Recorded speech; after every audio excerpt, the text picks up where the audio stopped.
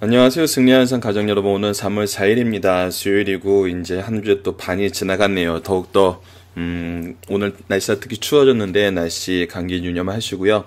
환절기 때 더욱더 이렇게 건강하시면서 또 말씀 연구에도 계속 박차를 가해 주셨으면 감사하겠습니다.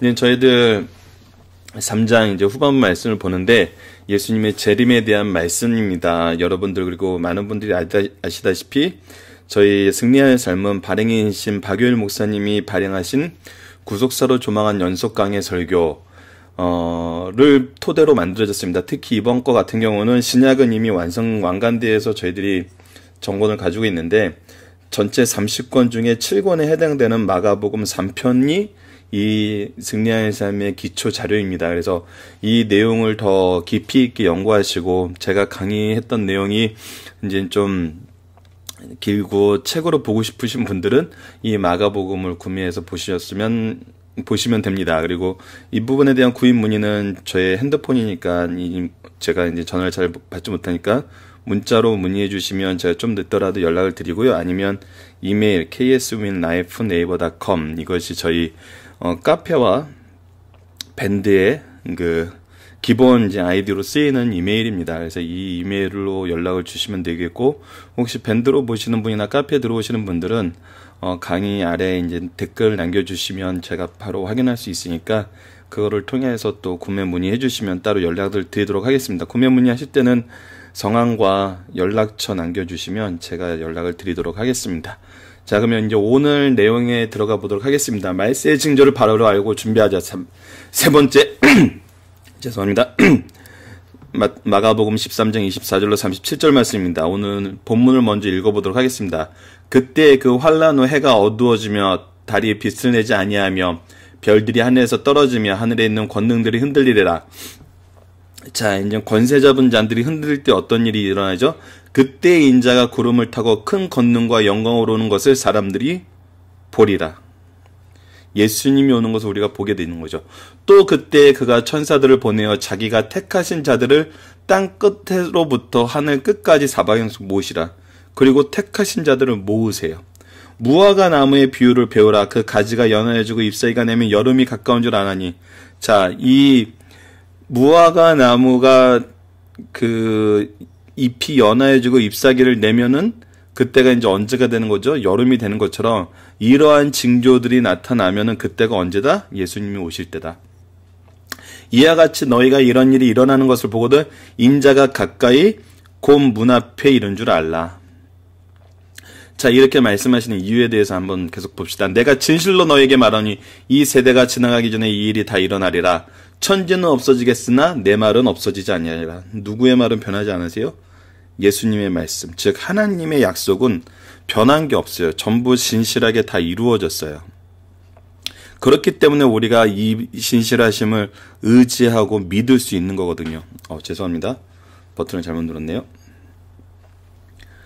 자, 그러나 그 날과 그때는 아무도 모르나니, 이 부분이 핵심이죠. 언제 이 일이 일어난다는 얘기하는 건 있을 수가 없어요. 누구만 알아요? 아버지만 알아요. 천사들도 아들도 몰라요. 예수님도 몰라요. 아버지만 알아요. 그래서 어떻게 해야 돼요? 주의하여 깨어있으라. 그때가 언제인지 알지 못함이라. 이렇게 설명하신 이유는 뭐예요? 바로 깨어있으라고 얘기하시는 거예요. 가령 사람이 집을 떠나 타국으로 갈 때 그 종들에게 권한을 주어 각각 사무를 맡기며 문지기에게 깨어있으라 명함과 같으니라. 언제 오실지 모르거든요. 우리 주인이 깨어서 항상 맞이할 준비를 해야 돼요. 그러므로 깨어있으라. 집주인이 언제 올지 혹 저물 때인지 밤중일지 다골 때일진지 새벽일지는 너희가 알지 못함이라. 그가 호련히 와서 너희가 자는 것을 보지 않도록 하라. 깨어있으라. 내가 너희에게 하는 이 말은 모든 사람에게 하는 말이니라.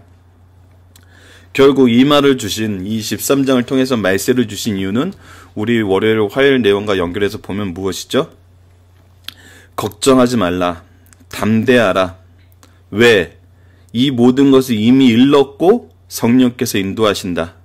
그리고 어떻게 하신다? 내가 와서 너희를 모은다. 그래서 너희들은 나와 함께 영생을 맛보게 될 것이다. 그러기 위해서 우리가 무엇 해야 된다? 깨어 있어야 된다. 깨어서 준비해야 되는 거죠. 자, 이것이 예수님께서 말세의 징조를 우리에게 주신 궁극적인 목표인 거죠. 깨어서 준비하라. 이 일에 너희들이 잠시만요. 죄송합니다.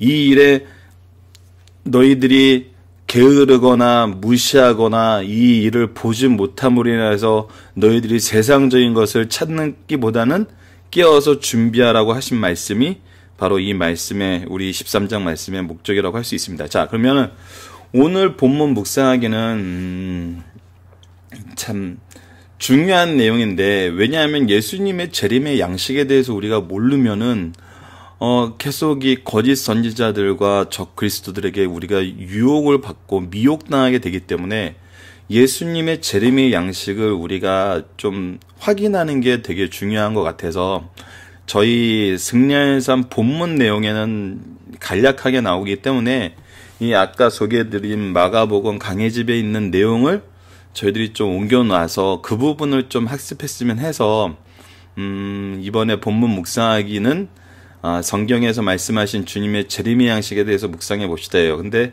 내용이 없기 때문에 꼭 강좌를 들으셔야 돼서 강좌 필수라고 얘기를 해놨습니다. 자, 우선 성경에서 말씀하신 주님의 재림 양식은 크게 5가지로 놓을 수 있다고 이제 목사님이 설명을 해주셨어요. 처음에는 예수님께서 인격적으로 오신다는 거예요. 우리의 관계를 통해서 오신다는 거죠. 우리하고 관계된 모습으로 우리에게 다시 나타나신다는 거예요. 그러면서 그 인격적인 모습은 어떤 모습이에요? 두 번째는 형체적인 모습으로, 몸으로 오세요. 예수님은 참 신과 참 인간이에요.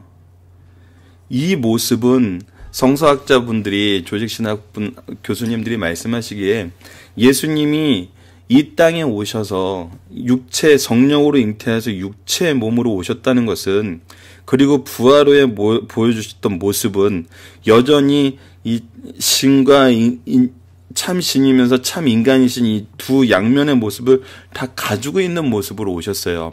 그래서 삼위일체 하나님이시지만 천국에서도 여전히 이 모습으로, 독특한 이 모습으로, 이 모습이 이제 뭐가 되는 거죠? 우리를 사랑하신 그 언약과 구속을 이루신 그 모습에 대한 증거가 되는 거예요. 예수님 자체가 이 구속세의 증거가 되는 거예요. 우리의 사랑의 증거, 사랑의 증표가 되는 거거든요. 선악과가 언약의 증표였고 무지개가 하나님의 약속의 새 언약의 증표였던 것처럼 예수님 자체가 이제 영원한 세상에서 우리를 사랑하시고 우리를 위해서 이 땅에 오신 그것을 증언하는 그 증거가 되는 거예요. 언약의 증표가 되는 거예요. 그래서 여전히 예수님은 신이시면서 육체의 모습을 가진 모습으로 우리와 함께 하신다는 거죠. 그것이 이제 우리가 어떤 모습이에요? 앞으로 우리가 얻게 되는 모습이죠. 그래서 이거는 참 신비롭고 또 잘못 해석하면은 굉장히 위험한 요소가 있어요. 그래서 우리가 정확한 대답은 뭐냐면, 이 모든 것은 우리가 어디서 확인하면 돼요? 천국에서 확인하면 돼요. 우리가 이 땅에서 해야 되는 것은 이 예수님의 오심에 대한 정확한 이해를 가지고 미혹하는 자들을 물리칠 수 있으면 돼요.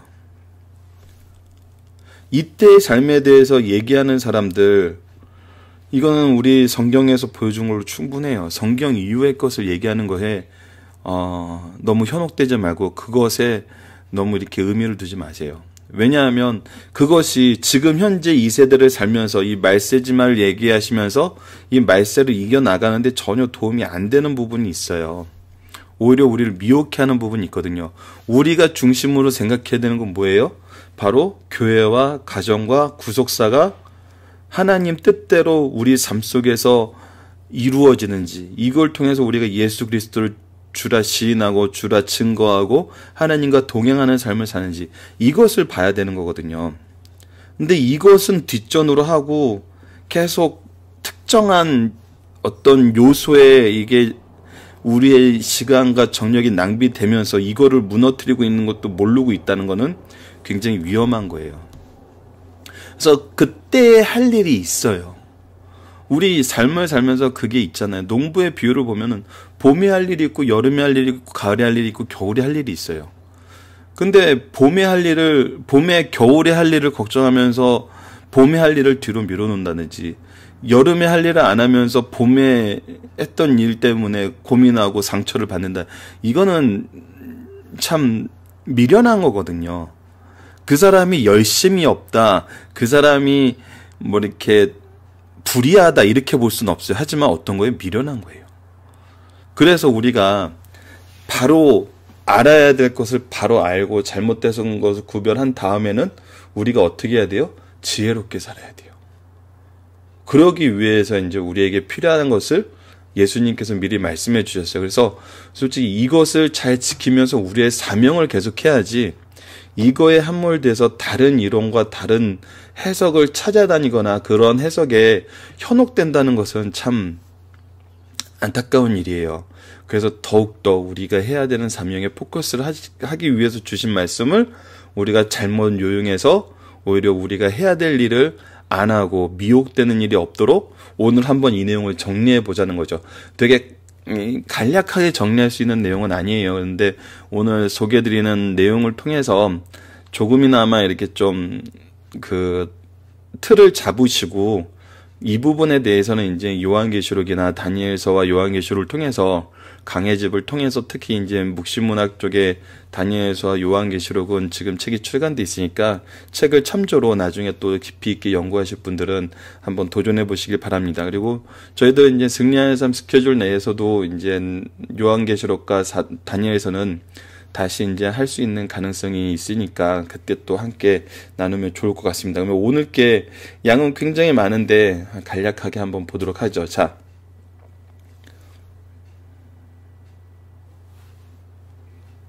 넘어가도록 하겠습니다.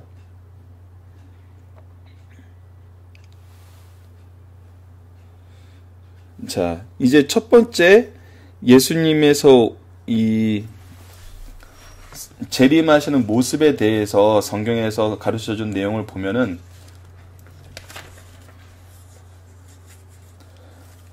그 재림의 양식에 대해서 보면은 첫 번째가, 죄송합니다, 지금 아직 시스템이 좀 잘 자리를 안 잡는 것 같아요. 예.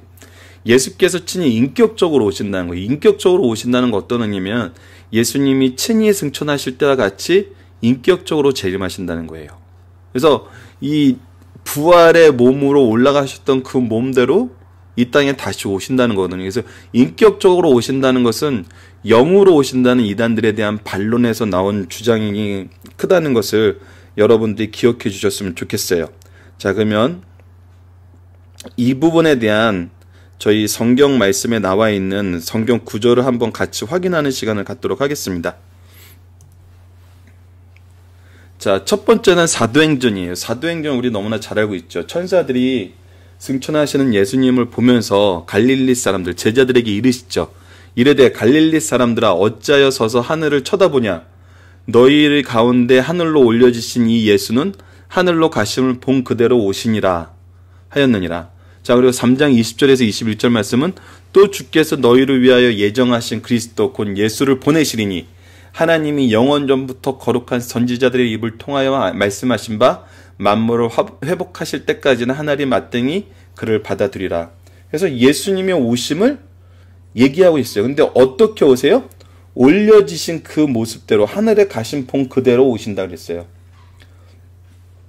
그리고 그 다음 말씀을 계속 보도록 하겠습니다. 마태복음 24장의 44절은 오늘 우리 본문 말씀과 이제 동일한 본문이죠. 그래서 이러므로 너희도 준비하고 있어 생각하지 않을 때에 인자가 오리라. 그리고 고린도전서 15장 23절 그러나 각각 자기 차례대로 되리니 먼저는 첫 열매인 그리스도요 그 다음에는 그가 강림하실 때 그리스도에게 속한 자요. 그래서 이 우리가 성도의 오문 예수님이 오신과 똑같아요. 그리고 빌립보서 3장 20절에는 그러나 우리의 시민권은 하늘에 있는 자라 거기로부터 구원하는 자 곧 주 예수 그리스도를 기다리노니. 골로새서 3장 4절 우리 생명이신 그리스도께서 나타나실 그때 너희도 그와 함께 영광 중에 나타나리라.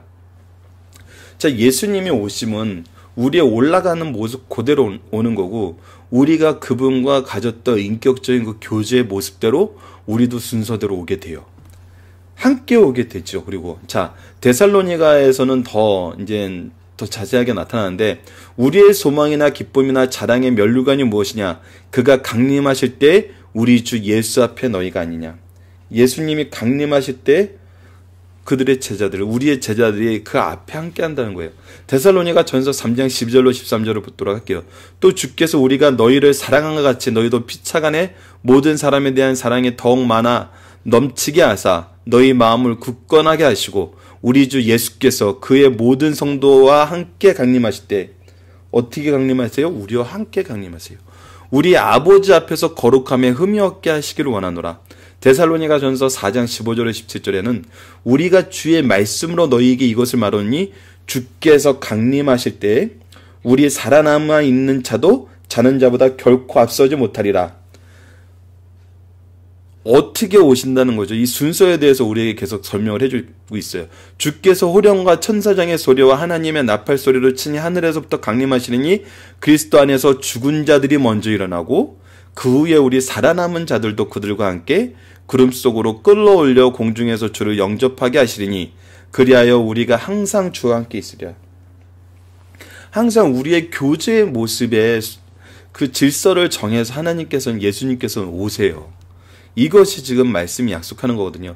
디모데후서 4장 8절에는 이제 후로는 나를 위하여 의의 면류관이 예비되었으므로 주고 늘어오신 재판장이 그날에 내게 주실 것이며, 이때 무엇을 하세요? 우리에게 의의 면류관을 주세요. 내게만 아니라 주의 나타나심을 사모하는 모든 자에게라. 나한테만 주는 게 아니라, 사도 바울에게만 주는 것이 아니라 이 일을 사모했던 우리 모두에게 주신다는 거예요. 히브리서 9장 28절 마지막으로 보겠습니다. 이와 같이 그리스도도 많은 사람의 죄를 담당하시려고 단번에 들이신 바 되었고, 구원에 이르게 하기 위하여 죄와 상관없이 자기를 바라는 자들에게 두 번째 나타나시느니라. 즉 우리의 교제와 우리의 그 인격적인 관계가 끊어지지가 않아요. 그래서 예수님이 영으로 오고 비밀리에 오고 다른 모습으로 온다는 것은 좀 이상한 거예요. 그런데 이상한 모습으로 왔다고 주장하는 사람들이 너무 많아요. 그래서 성경에서 말하는 이 재림의 양식에 대해서 우리가 알아야지 거짓된 선지자들을 우리가 이제 바로 예방할 수 있겠죠. 자, 두 번째는 어떤 거였죠?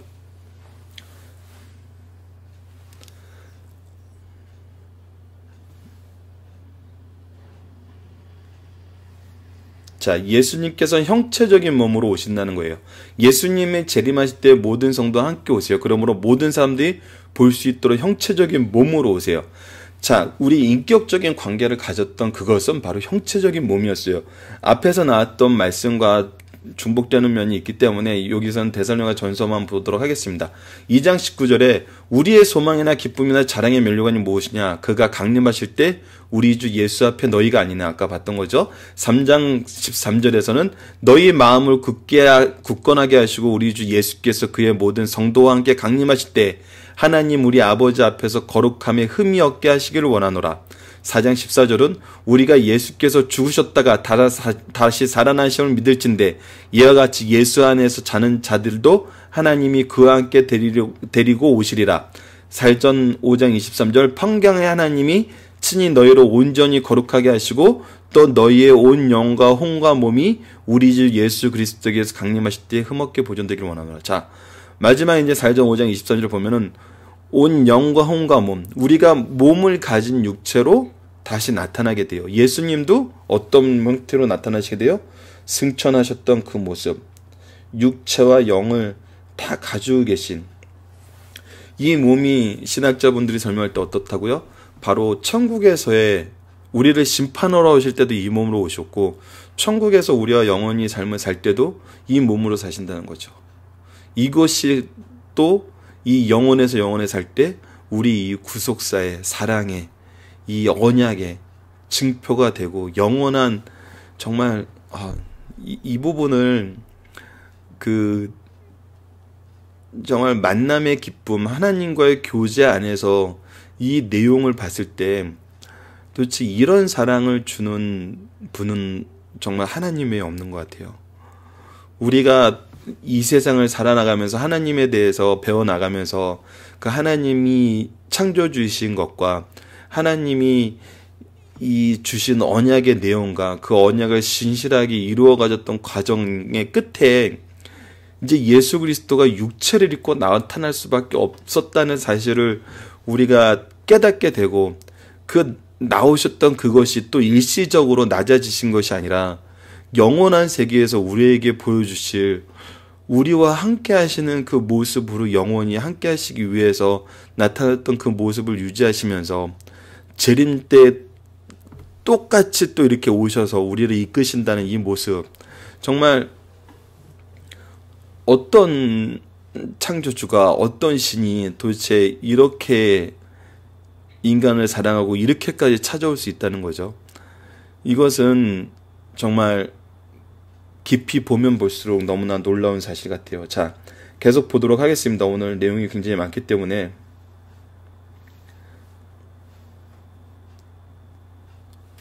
자, 세 번째는 육안으로 보이게 오신다는 거예요. 예수님의 재림이 육안에 보이지 않는다는 성경의 교훈에 명백하게 위배되는 거예요. 자, 이 부분에 대한 말씀을 보도록 하겠습니다. 이 부분이 이제 우리가 이 재림의 양식에서 유혹하는 자들을 구분할 때 가장 중요한 거기 때문에 어제도 좀 봤었죠. 그때 24장 30절은 이제 저희 오늘 본문하고 연결되는 동일한 내용의 말씀이죠. 그때 인자의 징조가 하늘에서 보이겠고 그때 땅의 모든 족속이 통곡하며 그들이 인자가 구름 타고 능력과 영광으로 오는 것을 보리라.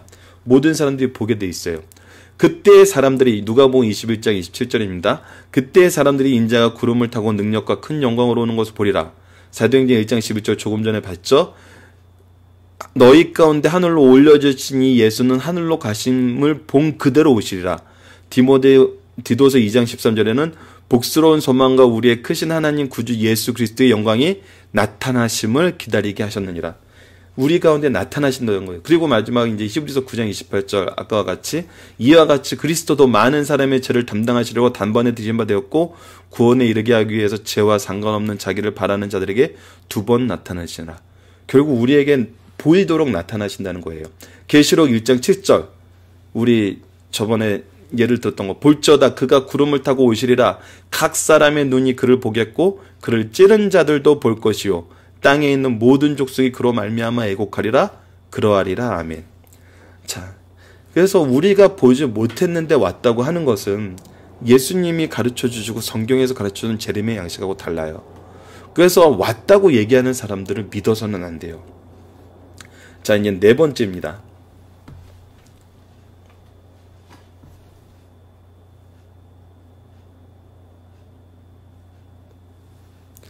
도료원이 오신다는 거예요.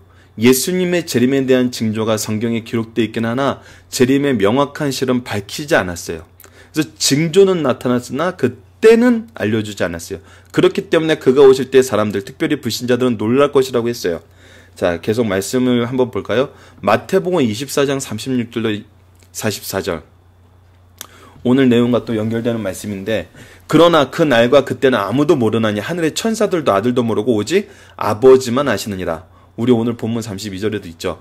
노아의 때와 같이 인자의 임함도 그러하리라. 홍수전에 노아가 방주에 들어가던 날까지 사람들이 먹고 마시고 장가들고 시집가고 있으면서 홍수가 나서 그들을 다 멸하기까지 깨닫지 못했으니 인자의 임함도 이와 같으리라. 우리 지난달에 배웠던 홍수 때와 같다는 거예요. 깨닫지 못해요. 그때 두 사람이 밭에 있으면 한 사람은 데려가고 한 사람은 버려둠을 당할 것이요 두 여자가 맷돌질을 하고 있으면 한 사람은 데려가고 한 사람은 버려둠을 당할 것이니라. 그러므로 깨어있으라. 깨어있으라. 어느 날에 너희 주가 임할지는 너희가 알지 못함이니.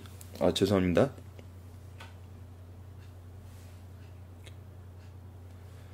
예, 지금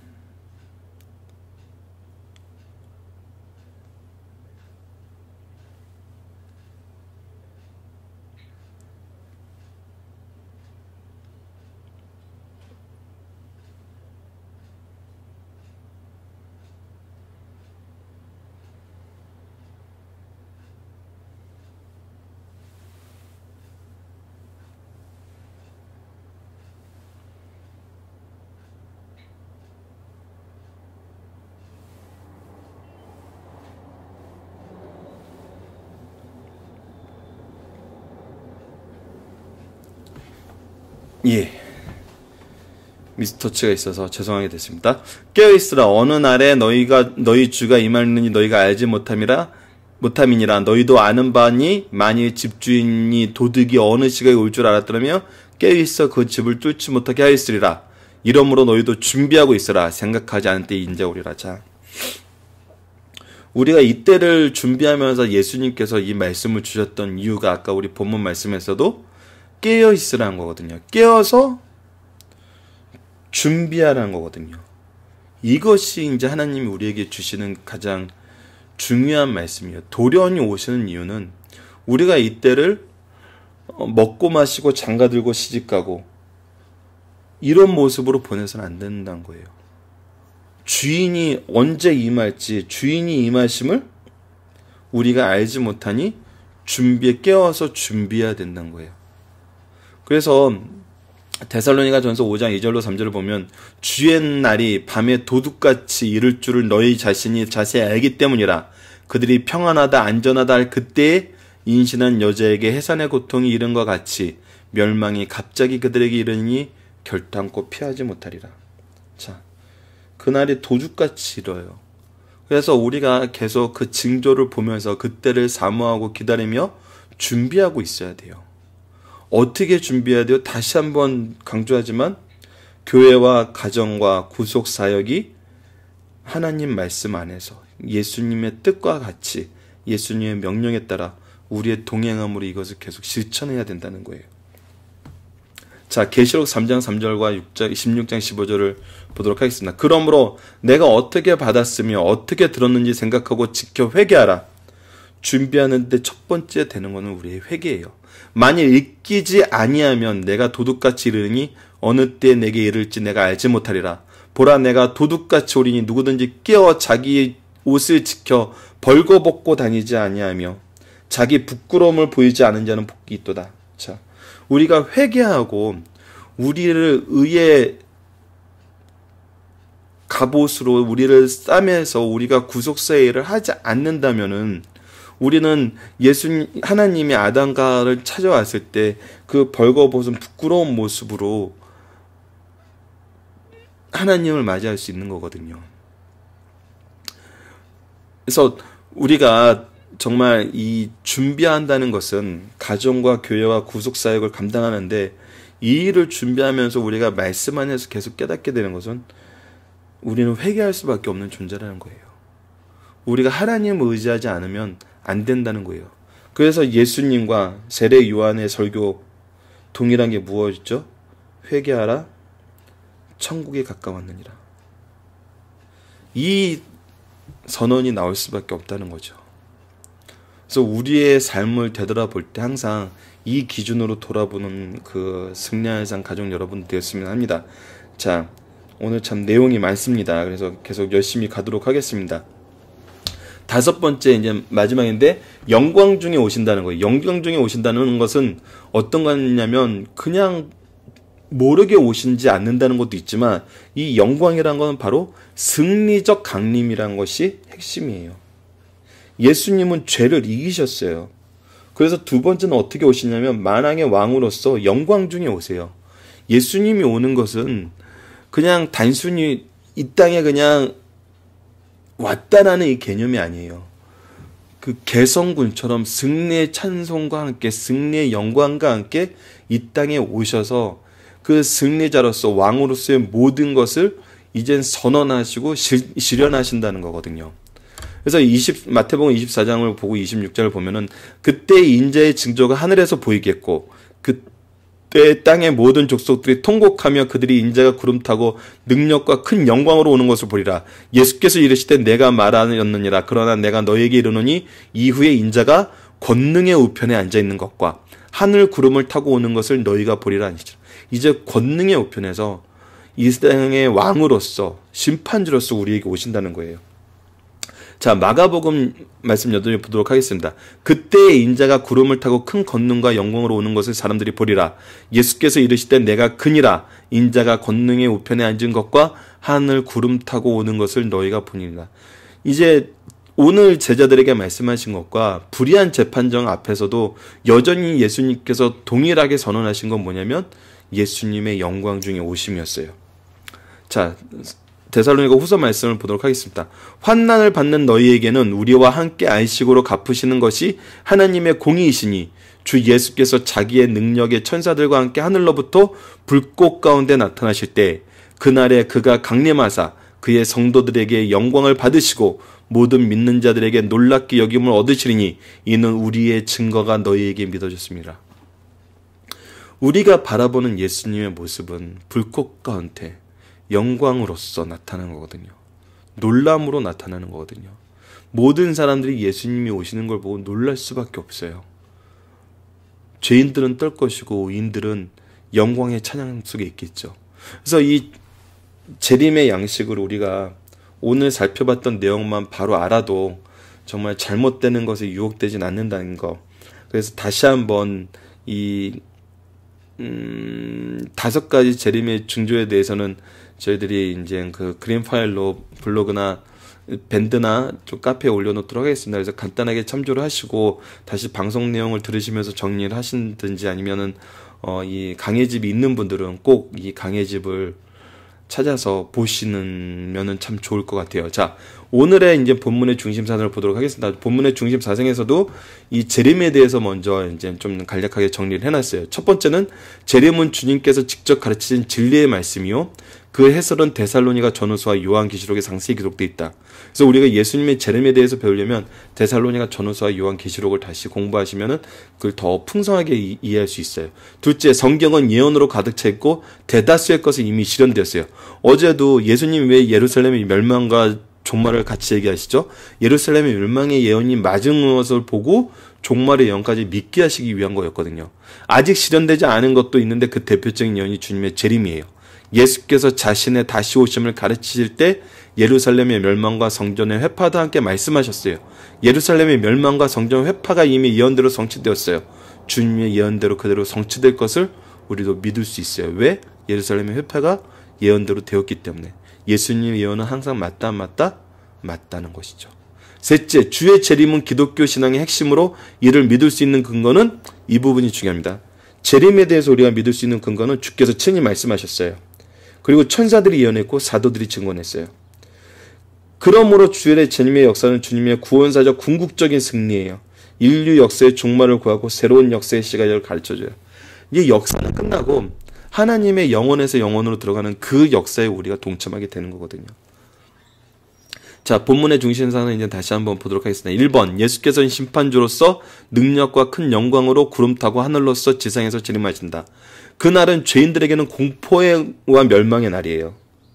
동시에 우리 믿는 성도에게 해방의 날이에요. 구원의 날이에요. 이거 동시에 일어나요. 동시에.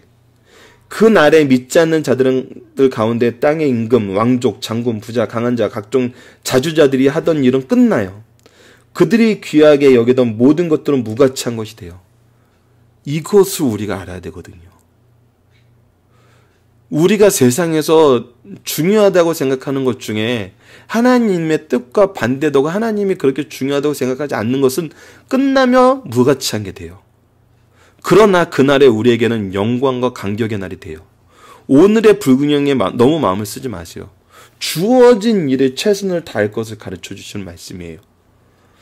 자, 재림의 징조, 이스라엘이 새끼 소생함을 우리 예전에 로마서에서 봤었는데 오늘 이 부분에 대해서도 잠깐 언급을 합니다.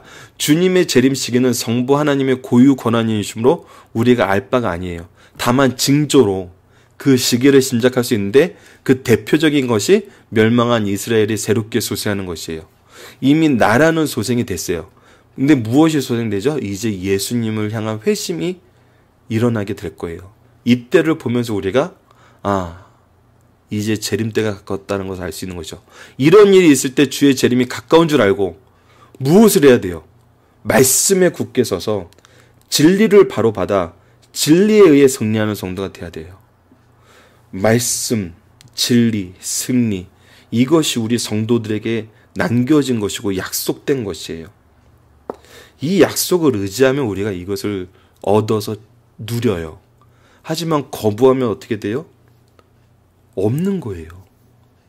자, 무엇을 하러 오시는가? 택함을 입고 구원받으를 불러 모아 구원을 완성하러 오신다. 자, 동시에 생명책에 기록되지 못한 자들에게 영원한 불에 던지러 오셔. 자, 구원과 심판은 동시에 이루어져요. 지옥불에 던지는 심판을 보면서 이제라도 믿어야지 하고 이게 안 돼요. 노아의 방주가 닫힌 다음에 비가 올 때는 이미 늦었어요. 열려 있을 때 들어가야 돼요. 이후 구원받은 백성들은 주님이 부활체와 같은 영광의 몸, 사랑하는 주님과 함께 영원히 살게 하시러 오신다는 사실을 가르쳐 주신 말씀입니다. 이 사랑의 능력이 우리에게 있지 않으면은 참 우리는 불쌍한 사람들 중에 더 불쌍한 사람들이거든요. 이 세상의 불균형을 예수님을 바라보면서 견디고 있는 건데, 물론 이 견디게 하는 것도 성령의 힘과 능력으로 우리의 나를 감하시는 하나님의 준비하심 속에서 이루어지는 건데, 이것을 믿지 않는 사람은 정말 얼마나 불행하면요, 참는 것도 그냥 자기가 인간적인 정말 최선을 다해서 참는 게 되는 거예요.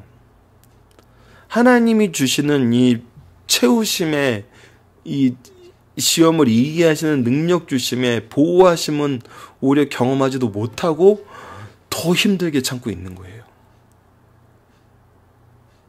근데 그 가운데서 또 뭐가 돼요? 그러면서도 우리가 영광에는 참여하지 못할 사람이 될 수 있어요. 그래서 나의 기준으로 하나님을 믿으면 안 돼요. 하나님과 우리는 계약 관계가 아니라 언약 관계예요. 이 부분에 대한 이해는 우리 창세기에서 이미 여러 번 얘기했기 때문에 다시 반복은 하지 않는데, 이 언약이라는 거는 은혜 가운데 있다는 거고, 이 은혜로 인해서 우리가 얻게 되는 것은 하나님이 원래 세워놓던 하나님의 기준으로 하나님과 동행하는 삶으로 돌아가는 걸 얘기해요.